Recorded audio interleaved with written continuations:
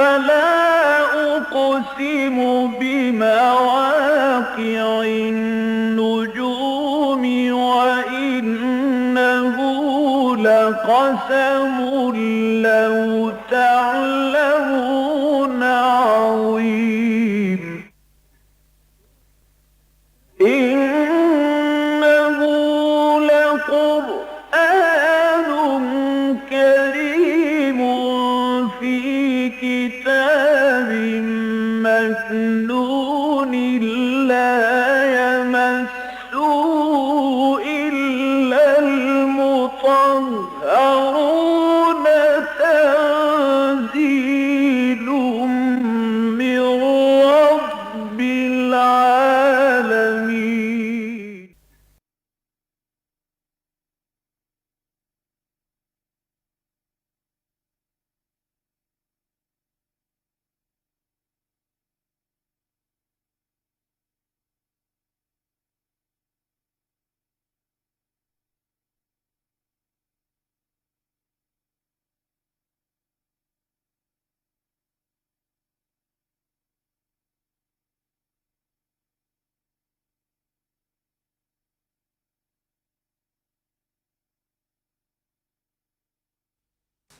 نحمده ونصلي على رسوله الكريم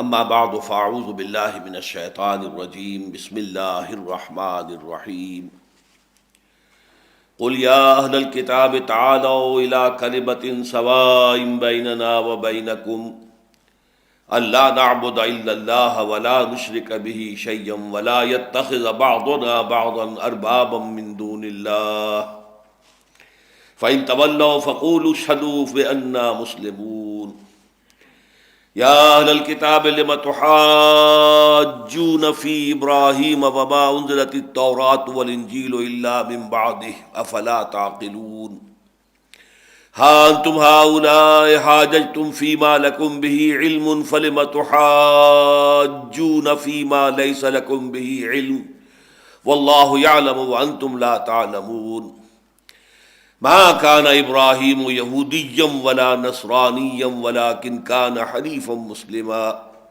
وما كان من المشرکین ان اولى الناس بابراہیم للذین اتبعوه وهذا النبی والذین آمنوا واللہ ولی المؤمنین صدق اللہ العظیم رب اشرح لي صدری ویسر لي امری واحلل عقدۃ من لسانی یفقهوا قولی اللہم ربنا الہمنا رشدنا واعذنا من شرور انفسنا اللہم ارنا الحق حقا وارزقنا اتباعہ وارنا الباطل باطلا وارزقنا اجتنابہ آمین یا رب العالمین۔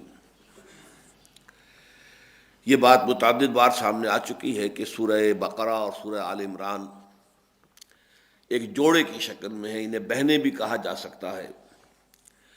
ان میں مضامین میں بڑی مشابہت بھی ہے، ترتیب میں بھی ایک بہت ہی مشابہت پائی جاتی ہے۔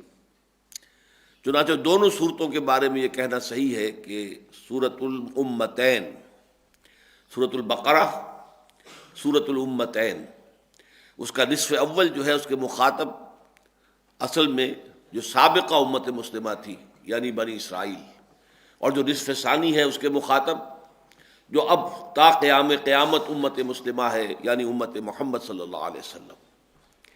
پھر پہلے حصے کے بھی 3 حصے تھے، 4 رکوع ابتدا میں تمہیدی تھے، پھر 10 رکوع مسلسل آئے جس میں خطاب ہے یا بنی اسرائیل یا بنی اسرائیل یا بنی اسرائیل۔ پھر 4 رکوع وہ تھے جنہیں میں نے کہا تھا تحویلی، یعنی یہ کہ جب یہ جو مقام تھا اللہ تعالیٰ کی نمائندہ امت ہونے کا مقام، جب بنی اسرائیل سے سابقہ امت سے سلب کیا جا رہا تھا اور ایک نئی امت محمد صلی اللہ علیہ وسلم کو فائز کیا جا رہا تھا، گویا کہ ایک تحویل ہو رہی تھی، ایک ٹرانسفر ہو رہا تھا، پاور کہہ لیجئے، اتھارٹی کہہ لیجئے، یا مقام اور مرتبے کا ٹرانسفر ہو رہا تھا، تو وہ 4 رکوع درمیان میں تحویلی ہیں۔ یہی وجہ ہے کہ ان میں پھر تحویل قبلہ کا بھی ذکر آیا کہ جو اصل میں گویا کہ علامت تھی اس بات کی، اب یہ قبلہ بجائے بیت المقدس کے اب یہ خانہ کعبہ کی طرف ہوگا، مکے کی طرف ہوگا۔ تو اس طریقے سے سابقہ امت کا دور ختم اور اب نئی امت کا جو ہے وہ گویا کہ جو اس کے اوپر فائز ہونا ہے وہ بالکل واضح ہو گیا۔ اس صورت میں سورہ آل عمران میں بھی شکل یہ ہے کہ وہ نصفین میں تو اس کی تقسیم بڑی مکمل ہے، 101 آیات اور پھر 99 آیات۔ 101 آیات ابتدا میں نصف اول جو ہے اس میں اصل روح سخن اہل کتاب کی طرف ہے، اور اس کے بعد جو پھر ہے 99 آیات نصف ثانی، اس میں خطاب سارا کا سارا مسلمانوں سے ہے۔ پھر اس کا بھی پہلا حصہ 3 حصوں پر مشتمل ہے، لیکن اس میں وہ کلیئر ڈیمارکیشن نہیں ہے رکوعوں کی، بلکہ آیات کی ہم کہہ سکتے ہیں کہ پہلی 32 آیات، پھر 32 آیات، پھر اس طرح سے 100 آیتیں جو ہیں 101، وہ تقسیم ہے تقریباً 3 مساوی حصوں میں۔ پہلے میں تمہیدی مضامین آئے تھے، دوسرے حصے میں خطاب ہے اصل میں کہ جو اہل کتاب کا دوسرا گروپ تھا، یعنی نصارہ، عیسائی، اور ان کا جو سب سے بڑا جو یوں سمجھیے کہ انہیں مغالطہ ہوا یا انہیں گمراہی لاحق ہوئی، ان کی سب سے بڑی ضلالت جو تھی، یعنی حضرت مسیح علیہ السلام کو خدا کا بیٹا قرار دینا، اس کی نفی پر یہ تقریباً 33 آیات جو ہیں اس سورہ مبارکہ کی اس پر مختص تھیں، جو ہم نے پچھلی نشست میں الحمدللہ کہ ایک ہی نشست میں ہم نے ان آیات کا مطالعہ کیا تھا۔ اب جو بقیہ حصہ ہے تقریباً ثلث، یوں سمجھیے کہ آیت نمبر 64 سے شروع ہو کر اور یہ آیت نمبر 101 تک چلے گا، یہ حصہ جو ہے یہ دعوتی حصہ ہے، اور اس میں وہ تحویلی حصے والے مضامین بھی آ گئے۔ سورہ بقرہ میں تو ہم نے یہ دیکھا تھا کہ جو 10 رکوع تھے جن میں خطاب تھا بنی اسرائیل سے، ان میں پہلا رکوع تھا 7 آیات پر مشتمل، وہ تھا دعوت کا۔ یا بنی اسرائیل اذکروا نعمتی التی انعمت علیکم واوفوا بعہدی اوف بعہدکم وایای فارہبون وآمنوا بما انزلت مصدقا لما معکم ولا تکونوا اول کافر بہ ولا تشتروا بآیاتی ثمنا قلیلا وایای فاتقون۔ تو یہ 7 آیتیں جو ہیں، اور اس کا جو 5واں رکوع ہے وہ گویا کہ بنی اسرائیل کو دعوت پر مشتمل تھا، بہت زوردار دعوت۔ یہاں ترتیب ہمیں الٹی نظر آ رہی ہے اس سورہ مبارکہ میں۔ پہلے جو ہے جو نصارہ کی سب سے بڑی گمراہی ہے اس کی نفی کی گئی ہے زوردار انداز میں، اور اب جو آیات آئے ہم پڑھ رہے ہیں ان میں دعوت کا انداز ہے، لیکن یہ دعوت جو ہے یہ مشترک ہے بنی اسرائیل کے لیے بھی اور نصارہ کے لیے بھی، یعنی یہود اور نصارہ دونوں کو جمع کیا گیا اہل کتاب کی اصطلاح کے تحت۔ چنانچہ اب دیکھیے، قل، اے نبی کہہ دیجئے، یہاں بھی 8 آیات جو ہیں بہت ہی جامع ہیں اور بڑی یوں سمجھیے کہ پیشنیٹ اپیل ہے کہ وہ ایمان لائیں محمد پر صلی اللہ علیہ وسلم اور ہر درمی نہ کرے، اور یہ کہ ابراہیم کے اصل میں مشن کو آگے لے کر چلنے والے تو اب محمد ہیں صلی اللہ علیہ وسلم، اور جو ان کے پیروکار ہیں تو انہیں چاہیے کہ حضرت ابراہیم علیہ السلام کے دین کو اختیار کریں، اور جو بعد میں جو تقسیمیں ہو گئی ہیں، یہودیت ہے تو وہ بھی بات کی پیداوار ہے، اور نصرانیت ہے تو وہ بھی بات کی پیداوار ہے۔ اصل میں تو یوں سمجھیے کہ رجوع کرنا چاہیے جو اصل ثابت ہے، یعنی شخصیت حضرت ابراہیم علیہ السلام کی۔ تو اس کے لیے دعوت پہ یہ 8 آیتیں جو ہے نہایت جامع بھی ہے، بہت پیشنیٹ، بہت جذباتی اپیل ہے۔ قل یا اہل الکتاب تعالوا الی کلمۃ سواء بیننا وبینکم، کہیے اے نبی صلی اللہ علیہ وسلم، اہل کتاب یعنی وہ لوگ کہ جو تورات اور انجیل کے ماننے والے ہیں، تعالوا الی کلمۃ سواء بیننا وبینکم، آ جاؤ ایک ایسی بات پر جو ہمارے اور تمہارے درمیان مشترک ہے۔ یہ بات جو ہے حکمت تبلیغ کے اعتبار سے بڑی اہم ہے کہ آپ کو اگر کسی کو دعوت دینی ہے کسی معاملے میں، تو اس سے جو گفتگو کا آغاز ہے وہ ایسی بات سے ہونا چاہیے کہ جو مشترک ہو، جس کو وہ بھی مانتے ہوں، اس سے بات آگے بڑھائیے۔ جو مختلف فی معاملات ہیں، اگر گفتگو اس کے اوپر شروع وہاں سے کریں گے تو کبھی بھی اتفاق پیدا نہیں ہو سکے گا۔ جیسے آپ کو معلوم ہے ایک درخت ہے، اس کی جڑ کے اوپر سے تنا نکل رہا ہے، پھر شاخیں ہیں، پھر چھوٹی چھوٹی شاخیں ہو رہی ہیں۔ اب اگر آپ کو بات کرنی ہے اتحاد کی تو آپ کو جڑ کی طرف سے چلنا پڑے گا کہ اصل بات کیا تھی، اس کو سمجھو۔ تو مشترک دین کیا ہے وہ جان لو، اور مشترک شخصیت کون سی ہے، وہ ابراہیم ہے، اور اس میں ابراہیم کی کا جو دین تھا اور اس کے جو مشترک اساسات ہیں وہ کیا ہے، وہ یہ ہے جو اب آ رہی ہیں۔ قل یا اہل الکتاب تعالوا الی کلمۃ سواء بیننا وبینکم، کہہ دیجئے کتاب والو، آ جاؤ ایک ایسی بات پر ہم جمع ہو جائیں جو ہمارے اور تمہارے درمیان مشترک ہے۔ وہ کیا ہے؟ اللہ نعبد الا اللہ، نمبر 1 یہ کہ ہم اللہ کے سوا کسی اور کی غلامی اختیار نہ کریں۔ یہاں میں نے اس مرتبہ خاص طور پر عبادت کے بجائے لفظ غلامی کا جو ہے استعمال کیا ہے، تاکہ عبادت جو ہے وہ اپنے رسوم اور ریچول سے ذرا ہٹ کر وسیع تر مفہوم میں سامنے آئے۔ عبد کہتے ہیں غلام کو، ہم کسی اور کی غلامی اختیار نہ کریں سوائے اللہ کے۔ ہمارا مالک، ہمارا رب، ہمارا حاکم، ان الحکم الا للہ، یعنی حضرت یوسف علیہ السلام کا قول ہے جو سورہ یوسف میں آیا ہے. تو گویا کہ یہ تو جڑ اور بنیاد ہے. حضرت موسیٰ علیہ السلام نے جو کشاکش رکھی ہے اتنی طویل، تو وہ فرعون کے اس دعوے کے مقابلے میں تھی کہ میں ہوں انا ربکم الاعلی. نہیں، ہمارا حاکم حقیقی، ہمارا مالک ایک ہی ہے اور وہ اللہ ہے. اللہ نعبد الا اللہ ولا نشرک بہ شیئا، اور ہم اس کے ساتھ کسی بھی چیز کو شریک نہ کریں. یہ چیز کو شریک کرنا جو ہے یہ بہت وسعت دے دیتا ہے شرک کے تصور کو. ایک ہے کسی ہستی کو شریک نہ کرے، احدن. ایک ہے ہستی، کوئی شخص کو مشخص ہو، کوئی ایک شخصیت ہے کہ جو اپنے تشخص کے ساتھ سامنے آ جائے. اور ایک ہے شے. اب آپ اسے سمجھیے کہ آج در حقیقت ہم سب سے زیادہ جو شرک کر رہے ہیں وہ اللہ کے ساتھ شریک ٹھہرا رہے ہیں اشیاء کو. یہ چیزیں اور ان کے خواص، یہ میٹر اور میٹر کی پراپرٹیز، آج ان کو مساوی کر دیا گیا اللہ کے ساتھ. ساری امیدیں ان سے وابستہ ہیں. تمام مسائل جو وسائل و ذرائع ہیں مادی، توقع ہے تو ان سے ہے، اللہ کی ذات سے نہیں ہے. دار و مدار ہے تو اس سے ہے، خوف ہے تو اس کا ہے، اللہ کا نہیں ہے. یہ ساری چیزیں در حقیقت جو ہے وہ اشیاء کے ساتھ آ گئی. اب اشیاء کو گویا کہ اللہ کا ہم پلہ بنا دیا گیا ہے، مد مقابل بنا دیا گیا ہے. تو فرمایا اللہ نعبد الا اللہ. پہلی بات تو یہ کہ ہم غلامی اختیار نہ کریں سوائے اللہ کی کسی کی. ولا نشرک بہ شیئا، اور ہم کسی بھی شے کو اس کے ساتھ شریک نہ کریں. ولا یتخذ بعضنا بعضا اربابا من دون اللہ، اور یہ کہ ہم میں سے کوئی کسی دوسرے کو اللہ کے سوا رب نہ بنا لے. یہ ذرا باریک بات ہے کہ جو یہاں آئی ہے، اس لیے کہ یہ بات سورہ توبہ میں بھی جب آئی اس میں الفاظ آئے اہل کتاب کے بارے میں کہ اتخذوا احبارہم ورہبانہم اربابا من دون اللہ. ان لوگوں نے، یہود نے اور نصارہ نے، اپنے احبار یعنی علماء اور اپنے راہب یعنی صوفیاء، اللہ والے نیک لوگ، انہیں اللہ کے سوا رب بنا لیا ہے. تو اس پر حضرت عدی ابن حاتم رضی اللہ تعالی عنہ، یہ حاتم تائی جو بہت مشہور ہیں، سخی تھے بہت بڑے، ان کے بیٹے ہیں. اور یہ عیسائی تھا قبیلہ طے کا. تائی جو ہے طے قبیلہ طے عیسائی تھا.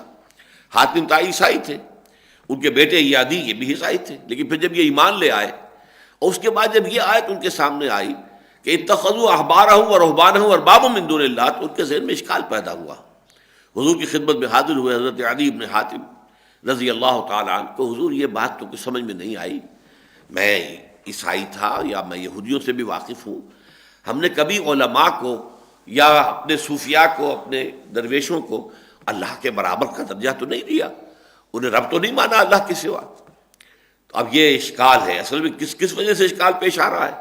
وہی جو محدود تصور ہے عبادت کا، کہ عبادت وہی ہے جس کے سامنے سجدہ کیا جائے، معبود وہی ہے جس کے سامنے ماتھا ٹیک دیا جائے، یا کوئی اور مراسم عبودیت بجا لایا جائے، یا ہاتھ باندھ کر اس کے سامنے کھڑا ہو جایا جائے، ڈنڈوت کی جائے، تو وہی ہے صرف معبود. نہیں، معبود در حقیقت وہ بھی ہے جس کو حاکم مطلق مانا جائے، جس کے بارے میں یہ مان لیا جائے کہ اس کا اختیار ہے، جس شے کو چاہے حلال قرار دے دے، جس شے کو چاہے حرام قرار دے دے. اس لیے کہ تحریم اور تحلیل کا اختیار اللہ کے سوا کسی کو نہیں ہے. جو کوئی بھی اختیار اپنے ہاتھ میں لیتا ہے گویا کہ وہ اپنے آپ کو اللہ کا مد مقابل قرار دیتا ہے. یہ ہے وہ توحید کا تصور جو ہے خاص طور پر اس دور میں آ کر، جیسے میں نے عرض کیا کہ ولا نشرک بہ شیئا، شیئا یہ جس طریقے سے آج وہ واضح ہوا ہے، موجودہ جو ہماری مادہ پرستانہ تہذیب ہے اور تمدن ہے، جس طرح یہ شیئا کا اللہ کے ساتھ مد مقابل بنا دیا جانا واضح ہوا ہے، اتنا پہلے کبھی واضح نہیں تھا. اسی طریقے پر اربابا من دون اللہ، یہ چیز جتنی آج واضح ہے کہ جو کلیم ٹو ساورنٹی ہے، وہ انسان کہتا ہے کہ میں خود ساورن ہوں، میں خود قوانین بناؤں گا. اور یہ کبھی تاریخ انسانیت کے اندر، پوری دنیا کی تاریخ میں اتنے وسیع پیمانے پر کبھی نہیں ہوا جتنے وسیع پیمانے پر آج ہو چکا ہے. یہ دجالی فتنے کا یوں سمجھیے کہ ظہور اول تھا. ظہور اول یہ تھا کہ سیاسی میدان میں آ کر اللہ تعالیٰ کو بے دخل کر دیا جائے. اللہ تعالیٰ کو تو جو معبد ہیں، جن کے اندر عبادت گاہیں جن کو ہم کہیں گے، مسجدیں ہیں یا اور سینیگوگز ہیں، چرچز ہیں، اللہ کو تو وہاں محدود کر دیجئے، بس اس کے اندر اس کی عبادت ہوگی. باہر کا سارا معاملہ جو ہے وہ ہم خود طے کریں گے، ہم خود فیصلہ کریں گے کیا صحیح ہے، کیا غلط ہے، کیا جائز ہے، کیا ناجائز ہے، کیا لازم ہے، کیا ممنوع ہے، کیا حرام ہے، کیا حلال، یہ طے کریں گے. یہ جس بڑے پیمانے پر دنیا میں یہ بغاوت اس دور میں ہوئی ہے کبھی نہیں ہوئی. وہاں یہ ضرور تھا کہ کوئی یہ کسی کا دماغ پھر گیا ہے، فرعون ہے، نمرود ہے، وہ خدائی کا دعوے دار بن کر بیٹھ گیا. تو وہ آیات اس میں میں نے کوٹ کی ہیں حقیقت دین کی، کہ جب تک کہ نبوت کا سلسلہ جاری تھا خلافت بھی شخصی ہوتی تھی. نبی جو ہوتا تھا اس وقت کا وہی خلیفہ ہوتا تھا اللہ کا، اور اس کے مقابلے میں بادشاہ تھے جو دعوے دار تھے اس بات کے کہ اختیار ہمارے ہاتھ میں ہے. فرعون کا ایک دعویٰ تھا الیس لی ملک مصر وہذہ الانہار تجری من تحتی، کیا مصر کی حکومت میری نہیں ہے، اور کیا میں یہ سارا جو آبپاشی کا نظام ہے اس کو میں کنٹرول نہیں کرتا ہوں، جس کو چاہوں پانی دوں، جس کا چاہوں موگا بند کر دوں، جس کا چاہوں کھول دوں، تو یہ سارا اختیار میرے پاس ہے. انا ربکم الاعلی، میں تمہارا رب ہوں. اس معنی میں یہود اور نصارہ نے معاملہ یہ کیا تھا کہ اپنے علماء کو یہ حیثیت دے دی تھی کہ آپ جس چیز کو چاہیں حلال قرار دے دیں، جس چیز کو چاہیں حرام قرار دے دیں. یہ بات خاص طور پر آ کر بہت نمایاں ہوئی ہے عیسائیوں میں، اس لیے کہ یہودی میں تو پھر بھی یہ تھا کہ ان کے ہاں ایک شریعت تھی، ایک کتاب تھی، تورات کے احکام تھے، وہ ان کو سمجھتے تھے کہ وہ بالا تر ہے. لیکن اس سے آگے پھر جو تالمود کا دور آیا ہے اس میں سارا اختیار جو ہے وہ یہودی علماء جو ہے ربائس ان کے پاس چلا گیا تھا. اس کے تحت وہ جو چاہے طے کر دیں. جیسے کہ ابھی آگے چل کر انہی آیات میں اگلی مرتبہ ہم پڑھیں گے، انہوں نے یہ طے کر دیا کہ سود ایک یہودی دوسرے یہودی سے تو نہیں لے سکتا، حرام ہے، لیکن غیر یہودی سے لے سکتا. اسی طریقے سے یہودی کسی یہودی سے جھوٹ نہ بولے، دھوکہ نہ دے، فریب نہ دے، لیکن کسی غیر یہودی کو جنٹائل جنہیں وہ کہتے ہیں، گوئم کہتے ہیں، جس طرح چاہو دھوکہ دو، جس طرح چاہو لوٹو کھسوٹو، وہ تمہارے لیے مباح ہے، جائز ہے. یہ مضمون اگلے درس میں انشاءاللہ تعالیٰ آ جائے گا. لیکن یہ ساری چیزیں ہوئی ہیں تالمود کے دور میں آ کر.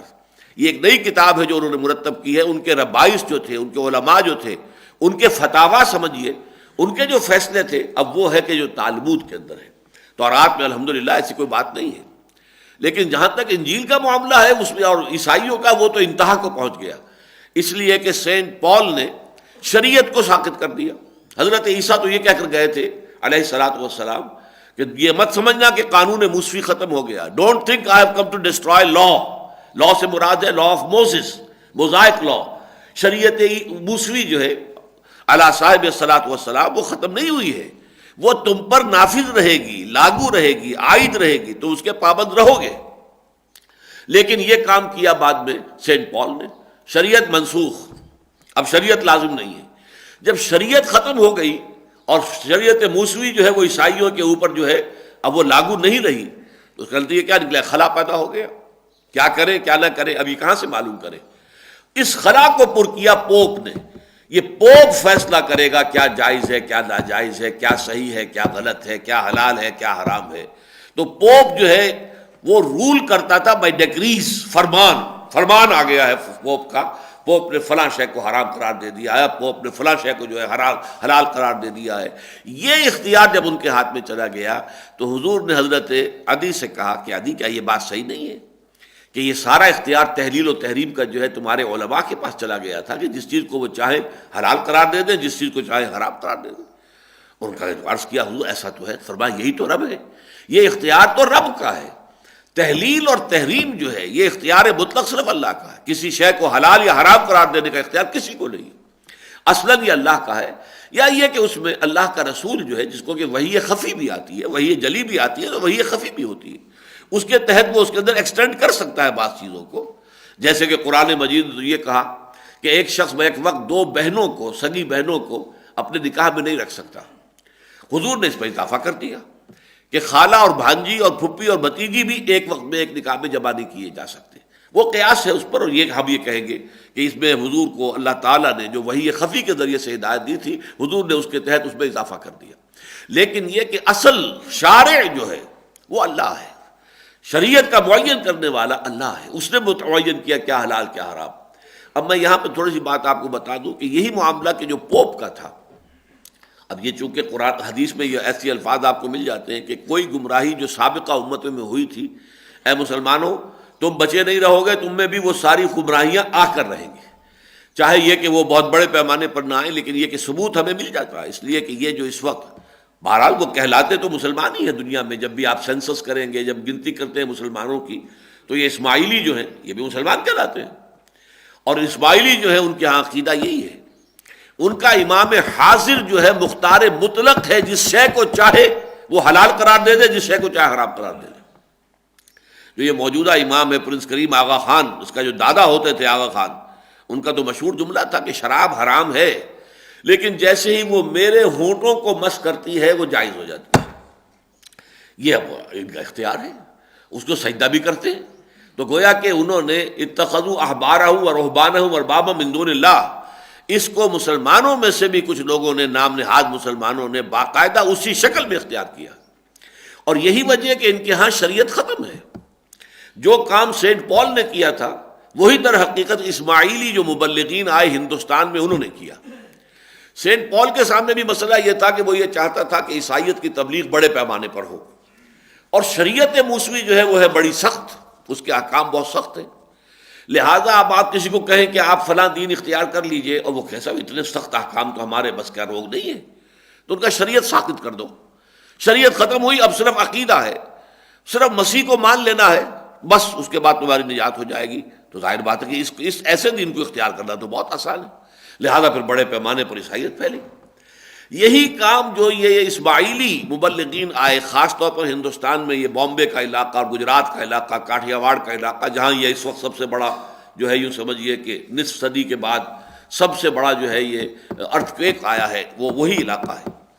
اس علاقے میں جب یہ لوگ آئے مبلغین، اور انہوں نے یہاں کے مقامی ہندوؤں کو چاہا کہ وہ اسماعیلی ہو جائیں، وہ کہنے کو تو کہتے تھے مسلمان ہو جائیں، وہ تو اپنے آپ کو مسلمان کہتے تھے، جیسے قادیانی بھی جاتے ہیں دوسرے ممالک میں تو گویا کہ اسلام کی تبلیغ کر رہے ہوتے ہیں، حقیقت میں قادیانیت کی تبلیغ ہوتی ہے، لیکن عنوان اس کا اسلام کی تبلیغ ہوتا ہے۔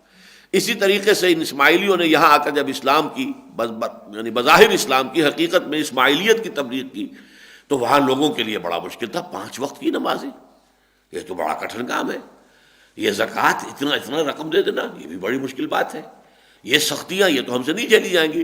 ان کا اچھا تم پر سے شریعت ساقط، بس تم مان لو، اللہ کو مان لو، محمد کو مان لو، علی کو مان لو۔ اچھا، اور علی کو ماننے میں بھی کیا؟ 10 اوتار، تم 9 اوتار تو خدا کے پہلے سے مانتے چلے آ رہے ہو، 9 اوتار، 10 اوتار، 10واں اوتار علی کو اور مان لو، وصلی اللہ خیر صلی اللہ۔ لہذا وہ بہت ایزی ہو گیا، اب اس پل کو سوالو کرنا، اب یہ گولی نگلنا جو آسان ہو گیا، لہذا یہاں پہ اسماعیلی جو ہے اصل قوت جو ہے وہ یہاں پر اسی علاقے کے اندر ہندوستان میں اسماعیلیوں کی موجود میں آئی۔ تو یہ ہے اصل میں پس منظر۔ فرمایا قل یا اہل الکتاب تعالوا الی کلمۃ سواء بیننا وبینکم الا نعبد الا اللہ، نمبر 1، ولا نشرک بہ شیئا ولا یتخذ بعضنا بعضا اربابا من دون اللہ فإن تولوا، پھر اگر وہ روگردانی کرے، پیٹھ موڑ لیں، آپ کی بات ماننے سے انکار کریں اے نبی، فقولوا اشہدوا بأننا مسلمون، تو اے مسلمانوں تم کہہ دو، اعلان کر دو، اچھا تم گواہ رہو ہم تو اللہ کے فرما بردار ہیں، ہم نے تو یہ دین اختیار کیا ہے، ہمارے دین کے تو یہ 3 سیلینٹ فیچرز ہیں، ہم اللہ کے سوا کسی اور کی غلامی اختیار کرنے کو تیار نہیں، ہم اللہ کے ساتھ کسی ہستی کو، کسی شے کو شریک کرنے کو تیار نہیں، ہم تحلیل اور تحریم کا اختیار اللہ کے سوا کسی کو دینے کو تیار نہیں، ہمارے تو اصول یہ ہیں، اصول موضوعہ ہیں، یہ ہمارے ایگریڈ پرنسپلز ہیں۔ فَإِن تَوَلَّوْا فَقُولُوا اشْهَدُوا بِأَنَّا مُسْلِمُونَ، تو کہہ دو کہ ہم تو بس مسلمان ہیں، ہم نے تو فرما برداری کی راہ اختیار کر لی ہے۔ یا اہل الکتاب، جیسا کہ میں نے عرض کیا تھا، 3 چیزیں قدر مشترک اور ایک شخصیت قدر مشترک، خاص طور پر اس ماحول میں جبکہ یہ بنی اسماعیل میں سے حضور صلی اللہ علیہ وسلم کی بعثت ہوئی، اور حضرت موسیٰ بنی اسرائیل میں سے تھے، اسرائیل جو ہے حضرت یعقوب و حضرت ابراہیم کے پوتے تھے، ادھر حضرت اسماعیل جو ان کے بڑے بیٹے تھے ان کی نسل سے حضرت محمد ہے صلی اللہ علیہ وسلم۔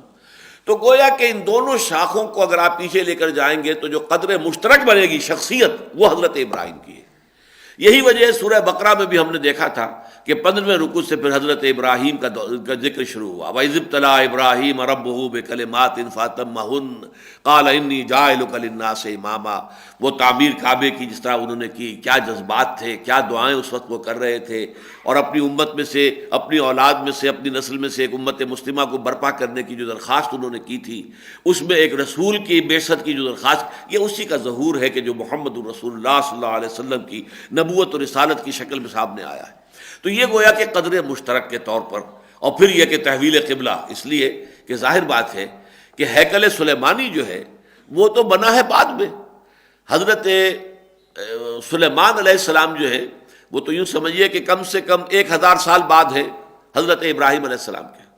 حضرت ابراہیم نے گھر بنایا، اگرچہ یہ گھر تو ہے اس سے بھی کہیں پرانا، یہ اس مضمون میں آ جائے گا ان اول بیت وضع للناس للذی ببکہ، چونکہ اب یہ مضامین ہیں جو دعوتی بھی ہیں تحویلی بھی ہیں، تو خانہ کعبہ کی تعمیر کا مضمون بھی ان آیات میں اب آئے گا کہ پہلا گھر جو اللہ تعالیٰ کی عبادت کے لیے تعمیر کیا گیا تھا وہ مکے میں ہے، لیکن بعد میں یہ بھی بنایا گیا تو انہوں نے اس کو اپنا قبلہ بنا لیا.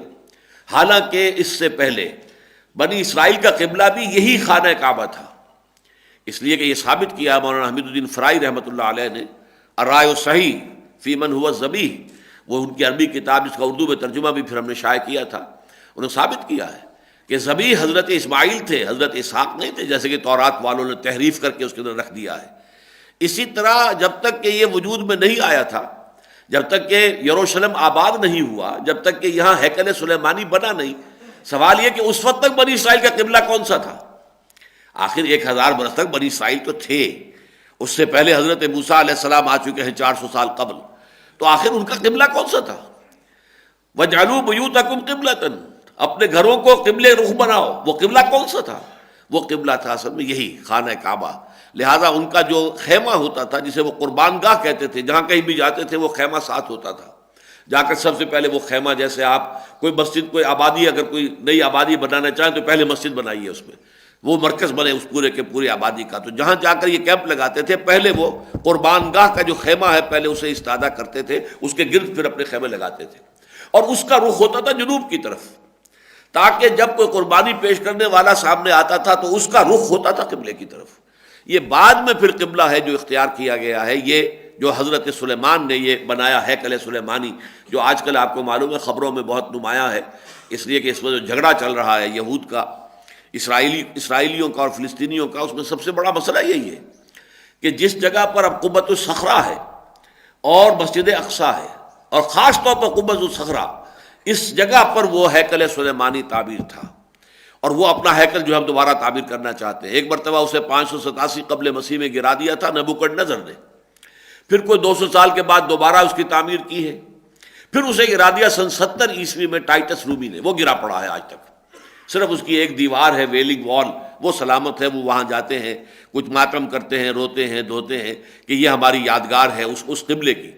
اب انہیں وہ قبلہ بنانا ہے، اور وہ قبلہ بنانا ہے تو قبۃ الصخرہ کم سے کم ضرور جو ہے ڈھانا پڑے گا، اس کے بغیر وہ قبلہ ان کا بنتا نہیں.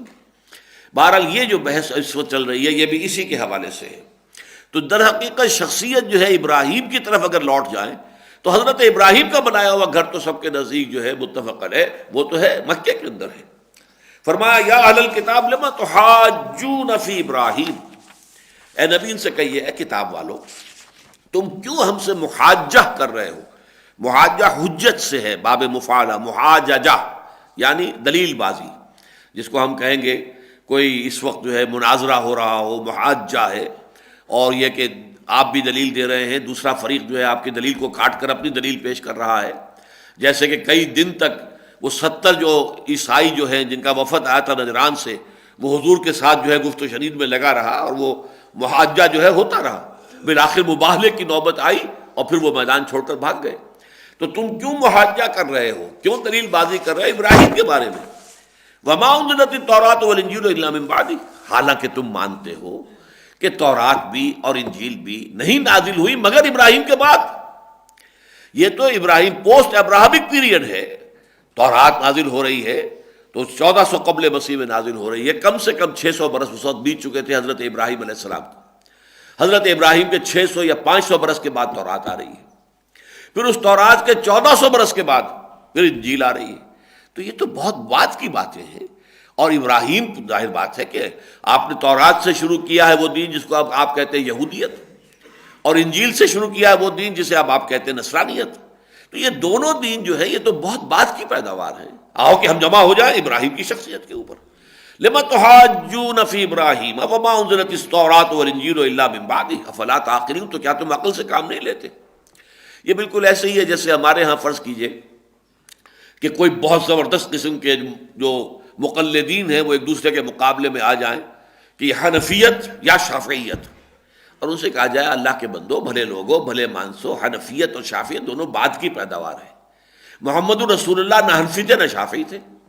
صحابہ نہ حنفی تھے نہ شافعی تھے. یہ سارا معاملہ تو بعد کا ہے، تم نے اس کے اوپر اتنی شدت کیوں اختیار کر لی؟ ٹھیک ہے، اختلاف ہے، اختلاف رائے ہے، دونوں ہمارے بزرگ ہیں، امام ابو حنیفہ امام اعظم، پھر یہ کہ امام شافعی جو ہے بہت بڑی شخصیت ہے، بہت اونچی شخصیت ہے. اصول فقہ پر ان کی پہلی کتاب کتاب الام آج تک مانی جاتی ہے. واقعہ یہ ہے کہ وہ حرف آخر ہے اس پر، کتاب الام. اتنی بڑی عظیم شخصیت، معمولی شخصیت تو نہیں. پھر امام مالک ہیں جو امام دار الہجرہ ہے، مدینے ہی میں رہے ہیں اور مدینے میں وہ درس حدیث دیتے رہے حضور صلی اللہ علیہ وسلم کے متصل بعد. تو اس حوالے سے ان سب کو مانو، اور اصل میں تو ہمیں ماننا ہے، پیروی کرنی ہے اللہ کی اور اس کے رسول کی صلی اللہ علیہ وسلم. آخر امام ابو حنیفہ بھی یہی کہتے ہیں کہ اگر میرا کوئی قول تمہیں اس کے خلاف اگر حدیث رسول صحیح مستند مل جائے اس کے خلاف، تو میرے قول کو دیوار پر دے مارو، اس لیے کہ حدیث رسول کے مقابلے میں تو کسی کا قول کھڑا نہیں رہ سکتا. اس حوالے سے ٹھیک ہے، آراء بن گئی ہیں، مختلف فقہ مرتب ہو گئی ہیں. آپ اگر کسی ایک فقہ کو مینلی فالو کر رہے ہیں تو بھی کوئی حرام بات نہیں ہے، اس لیے کہ وہ بھی در حقیقت مستنبط ہے کتاب و سنت سے. لیکن اس میں وہ سختی کہ گویا کہ بس حق صرف حنفیت ہے یا حق صرف مالکیت ہے یا حق صرف جو ہے وہ شافعیت، یہ بات غلط ہے. تو بالکل اسی طرح کہا جا رہا ہے وَمَا أُنزِلَتِ التَّوْرَاةُ وَالْإِنجِيلُ إِلَّا مِن بَعْدِهِ، تورات اور انجیل تو نہیں نازل ہوئی مگر ابراہیم کے بعد. افلا تعقلون، تو کیا تم عقل سے کام نہیں لیتے؟ ہاں انتم ہؤلاء حاججتم فیما لکم بہ علم، دیکھو تم وہ لوگ ہو جنہوں نے بہت کچھ حجت بازی کی ہے ان چیزوں کے بارے میں جن کے بارے میں تمہارے پاس کچھ علم ہے. فَلِمَ تُحَاجُّونَ فِيمَا لَيْسَ لَكُمْ بِهِ عِلْمٌ، تو تم ان چیزوں کے بارے میں کیوں محاجہ کر رہے ہو، کیوں حجت بازی کر رہے ہو، کیوں دلیل بازی سے کام لے جس کے بارے میں تمہارے پاس کوئی علم ہی نہیں ہے. ابراہیم در حقیقت ان کا دین کیا تھا؟ ابراہیم کے صحف کہاں ہیں؟ تمہارے پاس بھی نہیں ہے. صحف ابراہیم و موسیٰ، تم صحف موسیٰ تو لیے پھر رہے ہو، دی 5 بکس جن کو کہتے ہیں، یہ اولڈ ٹیسٹامنٹ کی پرانی پہلی 5 کتابیں، وہ صحف ابراہیم کہاں ہیں؟ وہ تو کہیں دنیا میں نہیں ہے. اس حوالے سے جن چیزوں کا کہ کوئی علم تمہارے پاس نہیں، جس کے لیے کوئی بنیاد تمہارے پاس نہیں، جس کے لیے کوئی سند تمہارے پاس نہیں، ان کے بارے میں کیوں جھگڑتے ہو؟ ما کان ابراہیم یہودیا ولا نصرانیا. اب یہ ظاہر بات ہے اس پوری بحث میں سے جس سے کوئی شخص انکار نہیں کر سکتا، جیسا کہ میں نے ابھی عرض کیا کہ محمد الرسول اللہ صلی اللہ علیہ وسلم نہ حنفی تھے، نہ مالکی تھے، نہ شافعی تھے، نہ حنبلی تھے، بلکہ ہم یہ بھی کہہ سکتے نہ سنی تھے اور نہ شیعہ تھے، کچھ بھی نہیں تھے. یہ تو سب چیزیں بعد کی پیداوار ہے، ساری تقسیمیں بعد میں ہوئی ہیں. اسی طریقے سے بات کہی جا رہی ہے ما کان ابراہیم یہودیا ولا نصرانیا ولکن کان حنیفا مسلما. ابراہیم تو نہ تو یہودی تھے نہ نصرانی تھے، بلکہ وہ تھے یکسو مسلم، فرما بردار، اللہ کے بندے، اللہ کی اطاعت کرنے والے، یکسو ہو کر، حنیفا، کوئی بھی اس میں آلائش. آپ کو معلوم ہے یہ لفظ بار بار حضرت ابراہیم کے لیے آتا ہے کہ وہ ما کان من المشرکین، ہرگز کسی بھی نوعیت کا شرک جو ہے، کسی بھی درجے کا، کسی بھی اعتبار سے اس کی کوئی آلائش جو ہے حضرت ابراہیم علیہ السلام کی شخصیت میں نہیں تھی. تو حنیفا مسلما وما کان من المشرکین، اور یقیناً وہ مشرکین میں سے بھی نہیں تھے. لہذا تمہاری تقسیمیں ہیں، اس لیے کہ یہ اصل میں تقسیم اس وقت عرب میں تھی. 3 گروہ موجود تھے، یہودی موجود تھے، 3 قبیلے تو آپ کو معلوم ہے کہ مدینے میں موجود تھے، پھر شمال میں خیبر میں ان کی بڑی بڑی گڑھیاں تھیں، بڑے قلعے تھے، بڑی آبادی تھی. اسی طرح یہودی عیسائی موجود تھے، نجران میں عیسائیوں کی بڑی آبادیاں تھیں، ان کی اپنی ایک گویا کہ سمجھیے کہ حکومت تھی مقامی طور پر. پھر مشرکین تھے. لہذا ان تینوں سے، تینوں گروہوں سے بلندتر شخصیت ہے ابراہیم کی علیہ الصلوۃ والسلام. ما کان ابراہیم یہودیا ولا نصرانیا ولکن کان حنیفا مسلما وما کان من المشرکین. ان اول الناس بابراہیم الذین اتبعوہ. اب دیکھیے یہاں پھر وہی اصول ہے کہ پہلے وہ بات کیجئے کہ جس سے انکار آپ کا مخاطب کر ہی نہ سکے. پہلی بات تو یہ ہے کہ یقیناً ابراہیم سے قریب ترین تعلق رکھنے والے لوگ تو وہی ہوں گے جو ان کی پیروی کرتے ہو. اب ایک شخص جو ہے وہ اپنے جد امجد پدرم سلطان بود، لیکن اس کے راستے پر وہ چل ہی نہیں رہا. باپ کا علم نہ بیٹے کو اگر ازبر ہو، پھر پسر لائق میراث پدر کیوں کرو؟ اگر تو تم اپنے ان کے ابراہیم کے پیروکار ہوتے، ابراہیم کے راستے پر چل رہے ہوتے، تب تو تمہیں کلیم کرنے کا حق حاصل تھا. لیکن یہ کہ تم نے تو صرف یہ کہ نسلی تعلق جو ہے ابراہیم سے، اس کو اپنی فضیلت کی بنیاد بنایا ہوا ہے. تو فرمایا ان اول الناس، اولا یہ ولی سے، ولی یہ تو صفت مشبہ ہو گیا، اور اولا افعل کے وزن پر، اکبر، اعظم، سب سے بڑا ولی، سب سے زیادہ قربت رکھنے والا ابراہیم کے ساتھ تو وہی ہوگا کہ جو اس کی پیروی کرتا ہو۔ ان اول الناس بابراہیم الذین اتبعوہ، اور وہ کون ہیں؟ وہذا النبی والذین آمنوا، وہ تو ہیں یہ نبی صلی اللہ علیہ وسلم، محمد صلی اللہ علیہ وسلم، وہ ہے کہ جو اصل پیروکار ہیں، جو ابراہیم کے راستے کو مضبوطی کے ساتھ تھامنے والے ہیں۔ ملت ابراہیم حنیفہ وما کان من المشرکین۔ سورہ حج جو ہے وہ چونکہ ہجرت سے متصلا قبل نازل ہوئی ہے، بلکہ اس کی بعض آیات جو ہیں وہ اثناء سفر ہجرت میں نازل ہوئی ہیں، لہذا وہاں پر آپ نے دیکھا کہ وہ جو آخری آیت ہے سورہ حج کی، وجاہدوا فی اللہ حق جہادہ هو اجتباکم وما جعل علیکم فی الدین من حرج ملت ابیکم ابراہیم هو سماکم المسلمین من قبل وفی ھذا۔ تو یہ ابراہیم جو ہے ان کے طریقے پر، وہ تو ہے محمد صلی اللہ علیہ وسلم والذین آمنوا، اور وہ لوگ جو ان پر ایمان لائے، جو محمد پر ایمان لائے صلی اللہ علیہ وسلم۔ واللہ ولی المؤمنین، اور اللہ یقیناً ولی ہے صاحب ایمان لوگوں کا، ان کا مددگار ہے، ان کا پشت پناہ ہے، ان کا حمایتی ہے، ان کا ساتھی ہے، ان کی حفاظت کرنے والا ہے۔ واللہ ولی المؤمنین۔ اب اس کے بعد کتاب کا رخ ہے جو مسلمانوں کی طرف ہے کہ مسلمانوں یہ لوگ تلے ہوئے ہیں تمہیں گمراہ کرنے پر، اور مسلمانوں میں سے بھی یہاں خاص طور پر مراد اوس اور خزرج کے لوگ ہیں۔ یہ لوگ چونکہ مدینے ہی میں رہتے تھے، مدینے میں یہودی موجود تھے، یہود میں علماء تھے، ان کے مفتی حضرات ہوتے تھے، ان کے پاس کتاب تھی، شریعت تھی، ان کے ہاں قاضی معین تھے، تو وہ گویا کہ یوں سمجھیے کہ زیادہ سویلائزڈ وہ لوگ جو ہیں، ان کے اندر تمدن زیادہ تھا، تو اس حوالے سے یہ لوگ مرعوب تھے، اوس اور خزرج۔ اگرچہ ویسے قوت ان کی زیادہ تھی، سیاسی طور پر جو ہے وہ غالب تھے یہودیوں کے اوپر، اور یہودیوں کے اوپر زیادہ طاقتور تھے، لیکن یہ کہ تمدنی اعتبار سے، تہذیبی اعتبار سے مرعوب تھے ان سے، لہذا انہوں نے پورا ایڑی چوٹی کا زور لگایا ہوا تھا کہ یہ اوس اور خزرج میں سے جو لوگ ایمان لے آئے ہیں محمد پر صلی اللہ علیہ وسلم، انہیں واپس ریکلیم کریں اور انہیں واپس ان کے اپنے آبائی دین کی طرف لے جائیں۔ وَدَّتْ طَائِفَةٌ مِّنْ أَهْلِ الْكِتَابِ لَوْ يُضِلُّونَكُمْ، اے مسلمانوں، یہ اہل کتاب میں سے ایک گروہ جو ہے وہ اس پر تلا ہوا ہے، اسے یہ بات بہت محبوب ہے کہ وہ تمہیں گمراہ کر دے، تمہیں ہٹا دے، تمہیں بچلا دے، تمہیں لے جائے تمہارے دین سے واپس۔ وَمَا يُضِلُّونَ إِلَّا أَنفُسَهُمْ وَمَا يَشْعُرُونَ، اور وہ نہیں گمراہ کر رہے مگر صرف اپنے آپ کو، یعنی اس دشمنی کی وجہ سے وہ اپنی عاقبت برباد کر رہے ہیں، اپنے آپ کو تباہ کر رہے ہیں، اپنی اخروی زندگی میں عذاب جو ہے اس کے اندر اضافہ کر رہے ہیں۔ وما یشعرون، لیکن انہیں اس کا شعور نہیں ہے، انہیں اس کا احساس نہیں کہ کر کیا رہے ہیں۔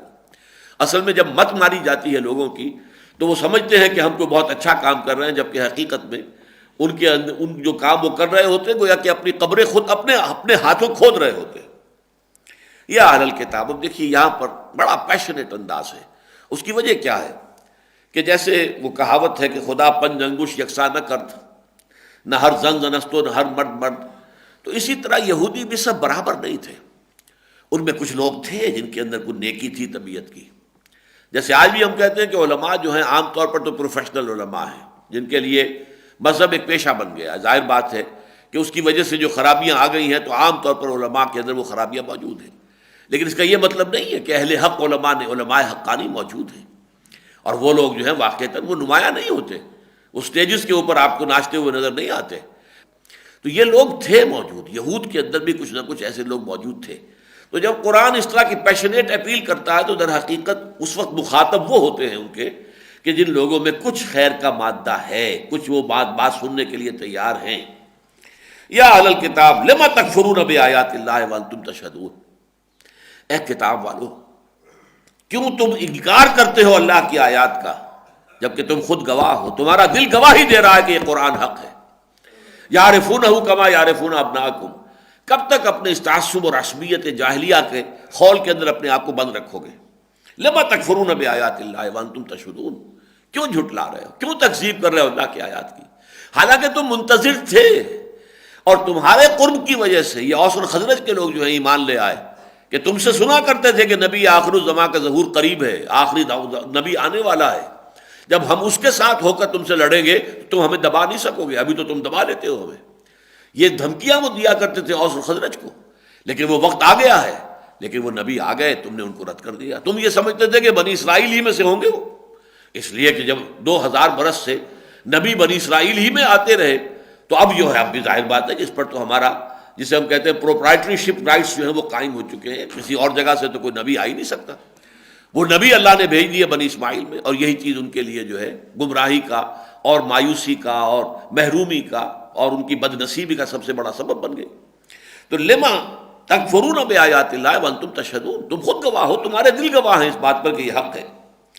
یا اہل الکتاب لما تلبسون الحق بالباطل وتکتمون الحق وانتم تعلمون. اب دیکھیے یہ وہی انداز ہے جو سورہ بقرہ میں آ چکا ہے، ولا تلبسوا الحق بالباطل وتکتموا الحق وانتم تعلمون. یہ آیت جو ہے وہ 5ویں رکوع کے اندر موجود تھی، وہی انداز یہاں ہے. تم کیوں حق کے اوپر باطل کا ملمہ چڑھاتے ہو، جانتے ہو حق اور اس کے اوپر باطل کی جو ہے وہ ملمہ سازی کر رہے ہو. وتکتمون الحق، اور تم چھپاتے ہو حق کو، وانتم تعلمون، اور جانتے بوجھتے چھپاتے ہو. یہ نہیں کہ تمہیں کوئی مغالطہ ہو گیا ہے، مغالطہ نہیں ہے، جان بوجھ کر رہے ہو. اور اس میں مراد اور حقیقت ان کے وہ اہل علم ہے. ظاہر بات ہے اہل علم کو معلوم تھا کہ حضور کی پیشن گوئیاں تورات میں موجود ہیں، اور وہ پہچانتے تھے. یعرفونہ کما یعرفون ابناءہم. ان میں سے اکثر لوگ جو ہے وہ ہٹ درمی کے اندر اندھے ہو گئے تھے، تو کچھ تھوڑے بہت لوگ ایسے بھی تھے کہ جن میں کوئی رمق تھی تو ان کو قرآن اپیل کر رہا ہے تم سوچو، ہوش میں آؤ. جیسے کہ ان میں سے عبداللہ ابن سلام رضی اللہ تعالیٰ عنہ بہت بڑے عالم تھے، وہ ایمان لائے، انہوں نے تصدیق کی کہ بالکل بعین ہی یہی وہ باتیں ہیں کہ جو ہمیں تورات کے اندر اللہ تعالیٰ کی طرف سے ملی تھی، اور اس کے مصداق کے طور پر حضور کی بعثت ہوئی ہے. وقالت طائفة من اہل الکتاب آمنوا بالذی انزل علی الذین آمنوا وجہ النہار واکفروا آخرہ لعلہم یرجعون. اب یہ ایک بہت بڑی سازش تھی جو یہودیوں نے کی تھی، اور اس کے حوالے سے نفاق کی حقیقت کے ضمن میں ایک بڑی باریک بات ہے جو سمجھ میں آتی ہے، جو عام طور پر لوگوں کی نگاہوں سے اوجھل ہے. ایمان اور اہل ایمان کی جو ایک دھاک بند گئی تھی کہ جو شخص ایک دفعہ ایمان لے آتا ہے، اب چاہے اس کے ٹکڑے کر دیے جائیں، اس کو جان سے مار دیا جائے، وہ واپس جانے کو تیار نہیں. معلوم ہوا کہ کوئی بات ہے، کوئی چاشنی ایسی ہے، اس میں کوئی لذت ایسی ہے کہ جس کے لیے انسان اپنی جان تک دینے کو تیار ہے. اب یہ گویا کہ ایک طرح کا یوں سمجھیے کہ ایک دھاک کسی شے کی بیٹھ جانا اور اس کی ایک اخلاقی ساکھ بن جانا. یہ یہودیوں نے چاہا کہ ہم اس ساکھ کو توڑیں، یہ دھاک ختم ہونی چاہیے کہ جو ایک دفعہ مسلمان ہو جائے چاہے کچھ بھی کر لو وہ پھر واپس نہیں آتا. تو انہوں نے سازش کی کہ ایسے کرو، ہم میں سے کچھ لوگ صبح کے وقت ایمان کا اعلان کر دیں گے کہ ہم ایمان لائے محمد پر صلی اللہ علیہ وسلم، اور پھر ہم سارا دن حضور کی صحبت میں گزاریں گے، اور شام کو کہہ دیں کہ بھائی ہم نے تو دور کے ڈھول سہانے تھے، ہم نے سمجھا تھا کہ واقعی کوئی اچھی شخصیت ہے، اونچی شخصیت ہے، ہم نے تو قریب آ کر دیکھ لیا کچھ نہیں ہے، تو بوگس آدمی ہے معاذ اللہ، لہذا انکار کر دو اور واپس چلے جاؤ. تاکہ کچھ نہ کچھ لوگ ضرور سوچنے پر مجبور ہو جائیں گے کہ اچھے بھلے لوگ تھے، بڑے اہتمام کے ساتھ آئے تھے، سارا دن حضور کی صحبت میں رہے ہیں، بھائی کچھ نہ کچھ تو دیکھا ہی ہوگا نا. یہ انسان کی ایک کمزوری ہے کہ وہ کسی بری بات کو قبول کرنے کے لیے ذہناً زیادہ آمادہ ہوتا ہے. کچھ نہ کچھ تو دیکھا ہوگا نا، کوئی بات تو ایسی ان کے علم میں آئی ہوگی جس کی وجہ سے کہ یہ چھوڑ کر چلے گئے. لہذا وہ جو ایک اخلاقی ساکھ بن گئی تھی اس کو دھکا پہنچے. یہ ہے وہ در حقیقت سازش جس کا ذکر یہاں ہو رہا ہے.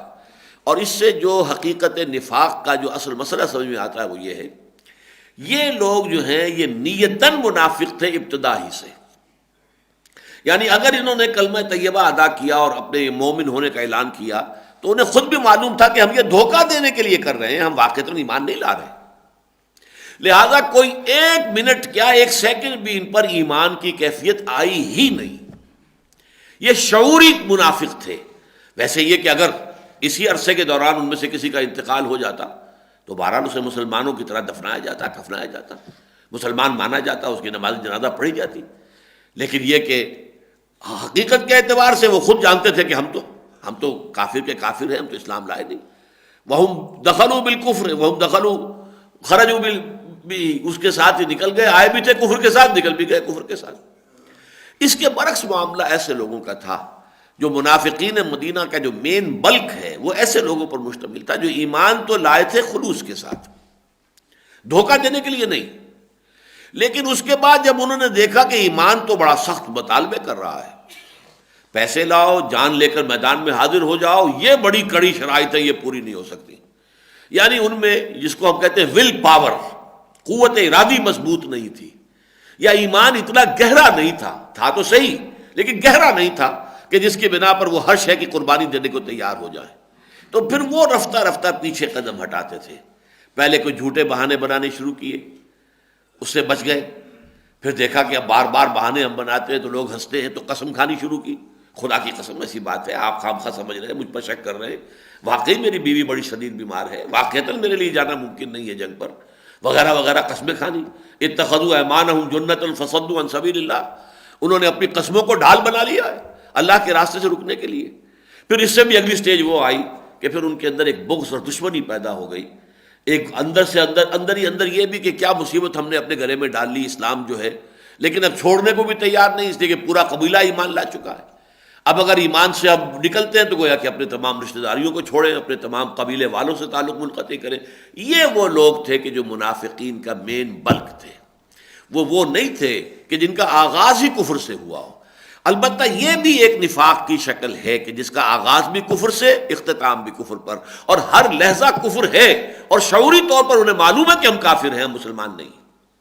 اس کو آج اگر ہم دیکھیں گے تو یہ ایسا ہی ہے کہ جیسے کوئی ہندو جو ہے، اور یہ واقعات آپ نے اخبارات میں پڑھے ہوں گے کہ ہندو جاسوس آتے ہیں اور وہ ظاہر بات ہے اپنی ختنہ بھی کرا کے آتے ہیں، اور نماز یاد کر کے آتے ہیں، داڑیاں رکھ کر آتے ہیں، اور وہ ہمارے بالکل جو بارڈر کے ولیجز ہیں ان میں آ کر امام مسجد لگ گئے اور وہاں پہ وہ امامت بھی کر رہے ہیں اور ساتھ ہی جاسوسی کر رہے ہیں. ان کے ہاں وہ آلات موجود ہیں جس کے ذریعے سے وہ نقل و حرکت، ہماری جو بھی فوج کی نقل و حرکت ہے اس کی اطلاع دیتے رہے.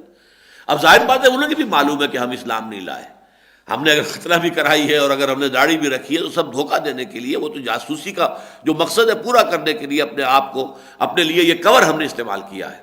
لہذا ان کی مثال اس کی ہوگی جو یہاں پر آ رہی ہے. وَقَالَتْ طَائِفَةٌ مِّنْ أَهْلِ الْكِتَابِ، اور یہ فیصلہ کیا اہل کتاب کے گروہ نے، آمنوا بالذی انزل علی الذین آمنوا وجہ النہار، ایمان لانے کا اعلان کر دو اس شے پر کہ جس پر ایمان لائے ہیں اہل ایمان، جو نازل کیا گیا اہل ایمان پر، یعنی قرآن پر ایمان کا اعلان کر دو وجہ النہار، صبح کے وقت. وَاکْفُرُوا آخِرَہُ، اور اس دن کے آخری حصے میں کفر کا اعلان کر دو. لعلہم یرجعون، شاید کہ یہ بھی لوٹیں کچھ نہ کچھ. اندر جا کر ہم جب باہر آئیں گے ایک دو کو شاید کھینچ کر لے آئیں اپنے ساتھ، کچھ لوگوں کو جو ہے ان کے دلوں میں اپنے لیے نرم گوشہ پیدا کر لے اور پھر وہ بھی ہمارے ساتھ باہر نکل آئیں. ورنہ یہ کہ کم سے کم ایک تذبذب میں، ایک وسوسے میں، ایک شک و شبہ میں تو مبتلا ہو ہی جائیں گے کہ آخر کوئی بات تو ہوگی. یہ لوگ جو تھے بڑے عالم لوگ تھے، بڑے سمجھدار لوگ تھے، انہوں نے اتنی بڑی قربانی کی، اتنا بڑا اثار کیا، حضور پر ایمان لائے، اپنے تمام مقام اور مرتبہ و منصب کو تج دیا، لیکن کوئی نہ کوئی بات تو دیکھی ہوگی بھائی کہ جس کی وجہ سے یہ لوگ جو ہے واپس چلے گئے. تو اس سے وہ دغدغہ اور وسوسہ جو ہے لوگوں کے دلوں میں پیدا کر دیا جائے. وَلَا تُؤْمِنُوا إِلَّا لِمَن تَبِعَ دِينَكُمْ، لیکن ہرگز ایمان مت لاؤ مگر اسی پر، اسی شخص کی، مت بات مانو مگر اس کی کہ جو تمہارے دین کی پیروی کرے. یعنی ایسا دیکھو، ہوشیار رہنا کہیں ایسا نہ ہو کہ اس عمل کے دوران بھی کوئی چھوت لگ جائے تمہیں اور واقعی وہاں سے جو حق ہے کوئی وہ تمہارے اوپر اثر انداز ہو جائے. تم اگر حضور کی صحبت میں بیٹھو تو ایسا نہ ہو کہ حضور کی صحبت جو ہے اس کے کوئی اثرات بھی قبول کر لو. وَلَا تُؤْمِنُوا إِلَّا لِمَن تَبِعَ دِينَكُمْ، ہرگز مت ماننا کوئی بات سوائے اس کے کہ جو اس کی بات کو ماننے کے سوائے کہ جو تمہارے دین کا پیرو ہے. یہ ان کی سازش تھی کہ ہم ہرگز مانیں گے نہیں، دل سے نہیں مانیں گے، نہ ذہناً تسلیم کریں گے، البتہ صرف یہ کہ اس دھاک کو ختم کرنے کے لیے، یہ جو ساکھ بن گئی ہے مسلمانوں کی اور ایمان کی، اس کو ختم کرنے کے لیے یا کمزور کرنے کے لیے ہمیں یہ چال چلنی ہے. لیکن ہمیں بات کسی کی نہیں ماننی ہے سوائے ان کے کہ جو ہمارے دین کی پیروی کرے. قل ان الہدی ھدی اللہ ان یؤتی احد مثل ما اوتیتم او یحاجوکم عند ربہم. اس مقام پر ذرا ایک مشکل مقام ہے تفسیری اعتبار سے. اس کو یوں سمجھ لیجئے کہ جملہ تو چلے گا وَلَا تُؤْمِنُوا إِلَّا لِمَن تَبِعَ دِينَكُمْ أَن يُؤْتَى أَحَدٌ مِثْلُ مَا أُوتِيتُمْ أَوْ يُحَاجُّوكُمْ عِندَ رَبِّكُمْ. لیکن بیچ میں اللہ تعالیٰ کی طرف سے ان کے اس قول کے اوپر اللہ کی طرف سے تبصرہ بہت سخت ہو گیا ہے. قل ان الہدی ھدی اللہ، اے نبی کہہ دیجئے ہدایت تو اللہ کی ہدایت ہے، تم کو ہدایت کے اجارہ دار نہیں ہو. تم نے جو طے کر لیا ہے کہ مانیں گے صرف اسی کی بات جو ہمارے دین کی پیروی کرے گا، اس کا مطلب ہے تم اجارہ دار بن گئے ہو اللہ کی ہدایت کے. قل ان الہدی ھدی اللہ، ہدایت تو اصل میں اللہ کی ہدایت ہے. آگے پھر انہی کا قول آ رہا ہے ان یؤتا احد مثل ما اوتیتم، مبادا ایسا ہو کہ تم کسی کو وہ مقام و مرتبہ مل جائے جو تمہیں دیا گیا ہے۔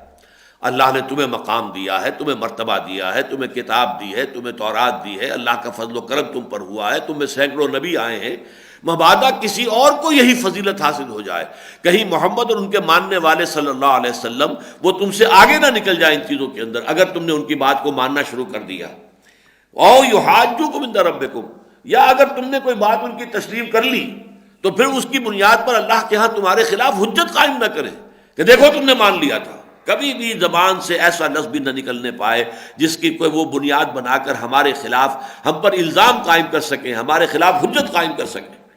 قل ان الفضل بید اللہ، کہہ دیجئے اے نبی فضیلت اللہ ہی کے ہاتھ میں ہے، فضل کل کا کل اللہ تعالیٰ کے اختیار میں، ید اللہ اللہ کے ہاتھ میں، اللہ کے اختیار میں ہے، یؤتی ہے من یشاء، وہ دیتا ہے جس کو چاہتا ہے، یہ اس کا اختیار مطلق ہے، اس کا اپنا چوائس ہے، وہ جس کو بھی منتخب کرتا ہے۔ واللہ واسع علیم، اللہ تعالیٰ بہت وسعت رکھنے والا ہے اور جاننے والا ہے، یعنی اس کے فضل کے خزانے محدود نہیں ہیں۔ اگر اللہ نے کسی کو فضل عطا کیا تم بھی مانگو اللہ سے، واسألوا اللہ من فضلہ، اللہ سے اس کے فضل کا سوال کرو، اللہ تمہیں کسی اور اعتبار سے اللہ تعالیٰ فضیلت عطا کر دے گا۔ لیکن یہ حسد میں مبتلا ہو جانا، ایک تو یہ کیفیت ہوتی ہے کہ کسی کو اللہ نے کوئی خیر دیا اور آپ حسد کی آگ میں جل رہے، آپ چاہتے ہیں اللہ اس سے سلب کر لے اور آپ کو دے دے، یہ حسد ہے، یہ حرام ہے، بہت بڑا گناہ ہے۔ لیکن اگر کسی کے اندر آپ نے دیکھا کہ اللہ نے اس پر بڑا کرم کیا ہے، بڑا فضل کیا ہے، اس کی بنا پر آپ دعا کریں اللہ اے اللہ مجھے بھی عطا فرما دے، اس میں کوئی حرج نہیں ہے۔ اگر وہ شے نہیں تو اللہ کوئی اور شے عطا کر دے گا، جس کی مثال ہم پچھلے درس میں دیکھ چکے ہیں کہ حضرت زکریا علیہ السلام نے جب دیکھا کہ حضرت مریم پر اللہ تعالیٰ کی کتنی نعمتیں ہیں، کتنا فضل ہے، اس کو کیسی کوئی دانائی اور حکمت عطا کر دی ہے، یا بے موسم کے پھل اس کے پاس چلے آ رہے ہیں، غیب سے اللہ تعالیٰ کی طرف سے رزق دیا جا رہا ہے، تو اس فضل کا ادراک کر کے اور اس کا مشاہدہ کر کے فوراً دعا کی، ہنالک دعا زکریا ربہ، انہوں نے بھی فوراً اللہ تعالیٰ سے دعا کی پروردگار مجھے کو ایسی ہی دیکھ کوئی اولاد عطا فرما دے، اس میں کوئی حرج نہیں۔ لیکن آپ یہ کہیں کہ کسی سے وہ خیر سلب ہو جائے اور ہمیں مل جائے، یہ ہے حسد کہ جو حرام ہے، اور یہ بہت بڑا جرم ہے اخلاقی اعتبار سے۔ تو اللہ کا فضل بہت وسیع ہے، واسع، اس کے فضل کے خزانے جو ہے محدود نہیں ہیں، علیم بھی ہے، وہ جانتا ہے کون اس کے فضل کا حقدار ہے، کون اس کے فضل کا اصل قدردان بن سکے گا، کون اس کے فضل کی قدر جو ہے وہ کر سکے گا، یہ اللہ تعالیٰ کے علم میں ہے۔ لہذا ظاہر بات ہے جیسے کہ حضرت مسیح علیہ السلام کا ایک واعظ جو ہے وہ نقل ہوا ہے، میں نہیں کہہ سکتا صحیح ہے یا اس کے اندر کوئی تحریف ہوئی ہے، کہ اپنے بچوں کے حصے کی روٹی کتوں کے آگے مت پھینکو، یعنی یہ کہ یہ بھی دیکھ کر تعلیم دینی چاہیے کہ کوئی کسی شے کا اہل بھی ہے یا نہیں۔ اگر آپ نے حکمت کے موتی بکھیر دیے نااہلوں کے سامنے تو وہ اس کو بھی بگاڑیں گے، خراب کریں گے، یا اس سے کوئی اور برائی حاصل کریں گے، تو اہل کو دیکھ کر تعلیم دینی چاہیے کہ جو واقعتاً اس تعلیم کا اہل ہو۔ تو فرمایا واللہ واسع علیم یختص برحمتہ من یشاء، وہ اپنی رحمت کے لیے مختص کر لیتا ہے جس کو چاہتا ہے، یہ اس کا اختیار ہے۔ اب دیکھیے یہی ہم نے پڑھا تھا ان اللہ اصطفیٰ آدم و نوحا وآل ابراہیم وآل عمران علی العالمین، اللہ نے آدم کو، نوح کو، آل ابراہیم، آل عمران کو پسند کر لیا، اللہ کا چوائس ہے، اور اس چوائس کو آپ کوشچن نہیں کر سکتے، وہ پسند ہے، اپنی پسند ہے، پسند کے اعتبار سے اللہ جس چیز کو چاہتا ہے پسند کر لیتا ہے۔ اسی طرح اللہ تعالیٰ اپنی رحمت کے لیے یختص برحمتہ من یشاء، اور سب سے بڑی رحمت اللہ کی نبوت ہے، رسالت ہے، ہدایت ہے، تو اللہ تعالیٰ جس کو چاہتا ہے اس کے لیے مختص کر لیتا ہے۔ واللہ ذو الفضل العظیم، اور اللہ تعالیٰ بہت بڑے فضل والا ہے، اس کے فضل کے خزانے اتھاہ ہیں۔ ومن اہل الکتاب، جو بات میں نے آج ابھی کہی تھی، دیکھیے اس کی دلیل اب آگے آ رہی ہے کہ تمام اہل کتاب ایک جیسے نہیں تھے۔ ومن اہل الکتاب من ان تامنہ بقنطار یؤدہ الیک، ان اہل کتاب میں ایسے لوگ بھی موجود ہیں، ایسے نیک سرشت لوگ کہ اگر تم ان کو ان کے پاس امانت رکھواؤ ڈھیروں مال، وہ واپس کر دیں گے، کوئی اس میں کمی نہیں کریں گے، کوئی خیانت نہیں کریں گے، کوئی بے ایمانی نہیں کریں گے، بلکہ وہ امانت کو امانت سمجھتے ہوئے تمہیں واپس ادا کر دیں گے۔